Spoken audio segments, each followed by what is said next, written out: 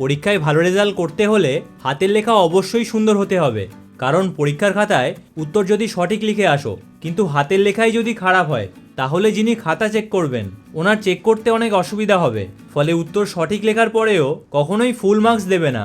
তাই হাতের লেখা যদি খারাপ হয় তাহলে এই 5টা পদ্ধতি মাত্র 2 দিন ফলো করো, তাহলে হাতের লেখা অবশ্যই সুন্দর হয়ে যাবে। জেগে ওঠো চ্যানেলে তোমাদের সবাইকে স্বাগত। নাম্বার 1, প্রত্যেকটা শব্দের মাঝে সমান পরিমাণ গ্যাপ রাখো, অর্থাৎ লেখার সময় কখনোই গায়ে গায়ে লিখবে না অথবা অতিরিক্ত গ্যাপ দেবে না। তাছাড়া লেখার যে লাইন সেটা যেন বেঁকে না যায়, তাহলে দেখতে বাজে লাগবে। তোমরা লেখার সময় অক্ষরগুলো সুন্দর করে লিখবে যেন বুঝতে অসুবিধা না হয়। তবে এই জিনিসগুলো তোমরা তখনই করতে পারবে যখন বাড়িতেও প্র্যাকটিস করবে, তাই সময় বার করে রেগুলার প্র্যাকটিস করো। এবার তোমাদের বন্ধুদের মধ্যে যাদের হাতের লেখা সুন্দর তাদের লেখা দেখেই প্র্যাকটিস করো, তারা যেইভাবে লিখেছে সেই রকমই লেখার চেষ্টা করো। তবে বন্ধুদের মধ্যে কারো হাতের লেখা যদি সুন্দর না থাকে তাহলে গুগলে সার্চ করো এবং সেখানে গুড হ্যান্ডরাইটিং বলে লেখো, তাহলে অনেক সুন্দর হাতের লেখা পেয়ে যাবে এবং সেগুলো দেখেই প্র্যাকটিস করো। তোমরা যত বেশি প্র্যাকটিস করবে তত হাতের লেখা সুন্দর হবে। নাম্বার 2, সবথেকে ইম্পর্টেন্ট হলো তোমরা পরিষ্কার করে লিখবে, কারণ পরিষ্কার করে লিখলে হাতের লেখা এমনিই সুন্দর লাগে। তবে সমস্যা হলো কয়েকদিন যদি প্র্যাকটিস না করো তারপর লিখতে গিয়ে অনেক অসুবিধা হয়। তাই রেগুলার 30 মিনিট প্র্যাকটিস করো, কিন্তু 30 মিনিট যদি সময় হচ্ছে না তাহলে অন্তত 5-10 মিনিট প্র্যাকটিস করো। নাম্বার 3, আমরা পেন যেই রকম ধরি আমাদের হাতের লেখা ঠিক সেই রকমই হয়। যেরকম শক্ত করে যদি পেন ধরো তাহলে কখনোই সুন্দর করে লিখতে পারবে না। তাছাড়া কিছুক্ষণ লেখার পরেই দেখবে হাত ব্যথা করতে শুরু হবে, ফলে চাইলেও তাড়াতাড়ি লিখতে পারবে না। উল্টে পিছনের পেজে দেখবে লেখার ছাপ পড়ে গেছে। তাই লেখার সময় পেনটা হালকা করে ধরবে, তাহলে সুন্দর করে লিখতে পারবে এবং তাড়াতাড়ি লিখলেও তোমাদের আঙুল ব্যথা করবে না। নাম্বার 4, বাড়িতে হাতের লেখা যখন প্র্যাকটিস করছো তখন প্রথম দিকে তোমরা ধীরে ধীরে লিখবে এবং প্রত্যেকটা অক্ষর পরিষ্কার করে লিখবে। এইভাবে প্র্যাকটিস করে যখন হাতের লেখা সুন্দর হবে তখন তাড়াতাড়ি লেখার প্র্যাকটিস করবে।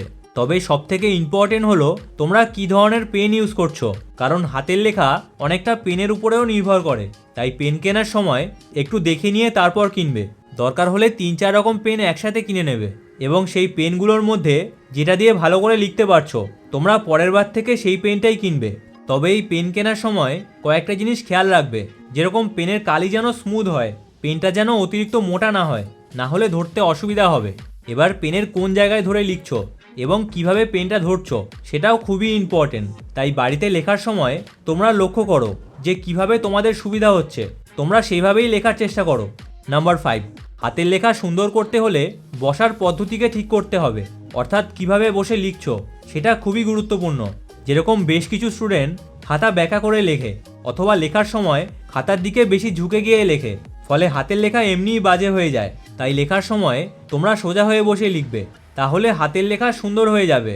এবার টিচাররা যখন খাতা চেক করেন তখন যেসব স্টুডেন্টদের হাতের লেখা বাজে দেখেন তখন একা একাই মনে হয় যে এটা কোনো খারাপ স্টুডেন্টের খাতা।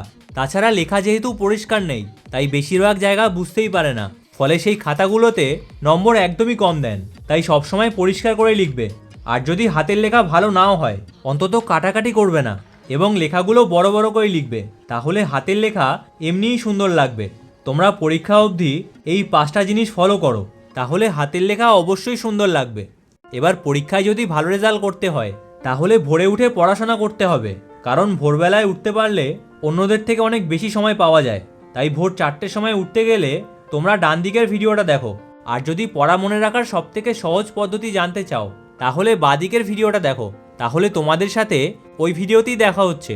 ভিডিওটা ভালো লাগলে চ্যানেলটা অবশ্যই সাবস্ক্রাইব করো।